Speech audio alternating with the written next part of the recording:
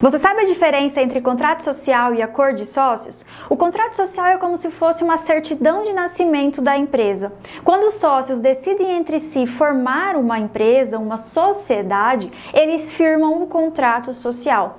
Uma vez firmado, eles levam à junta comercial para formalizar, regularizar essa empresa, publicizando, dando a devida publicidade do documento a terceiros. No contrato social é onde devem constar, no mínimo, as previsões legais, como, por exemplo, na sociedade simples, que subsidiariamente pode ser utilizada na sociedade limitada, nós temos a previsão lá no artigo 997 do Código Civil, que prevê, no mínimo, as qualificações dos sócios, a denominação, o objeto, a sede da sociedade, a divisão de cotas, lucros, dívidas, capital social, como ele será formado e assim por diante. Então gravem bem, o contrato social é aquele documento que será levado a registro na junta comercial para publicidade a terceiros. Então é um documento público.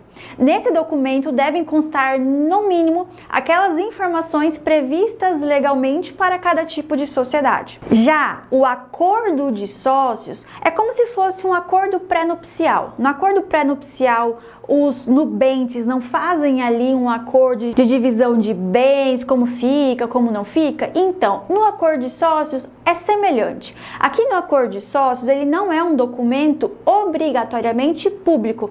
Ele é um documento chamado parasocial e ele é utilizado com finalidade estratégica.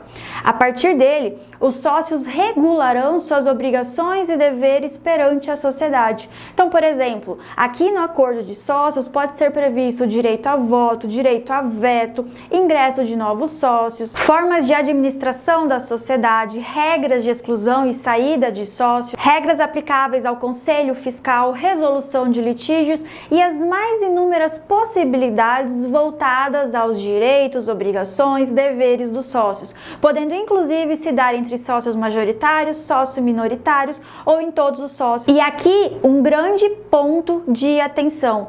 Ao elaborar o acordo de sócios, devemos sempre nos ater aos direitos dos sócios minoritários, aos direitos dos sócios majoritários, dos investidores dessa sociedade e de terceiros que podem ser atingidos com essas disposições. Nós devemos tomar muito cuidado ao prever direitos a mais aos sócios majoritários, porque esses direitos não podem violar os direitos dos sócios minoritários. E aí, com uma boa governança dessas disposições societárias, pode-se prever direitos aos sócios minoritários para que eles não sejam prejudicados em votações, em reuniões, assembleias, em razão de outros direitos dos sócios majoritários.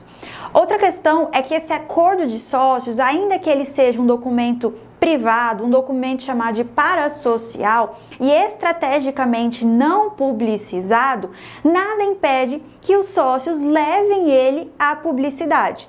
Então, temos duas questões aqui no acordo de sócios a serem decididas. Sendo um documento totalmente estratégico e privado entre os sócios, não atingindo terceiros com aquelas disposições, ele não precisa ser publicizado. Entretanto, se neste acordo de sócios tiver disposições que possam de algum modo influenciar, prejudicar, afetar terceiros e, portanto, devam ter a devida publicidade, ou se leva o acordo de sócios à junta comercial, ou as disposições que devem ser publicizadas lá do acordo de sócios se leva ao contrato social. Se você ficou com qualquer dúvida a respeito entre contrato social e acordo de sócios, manda aqui nos comentários.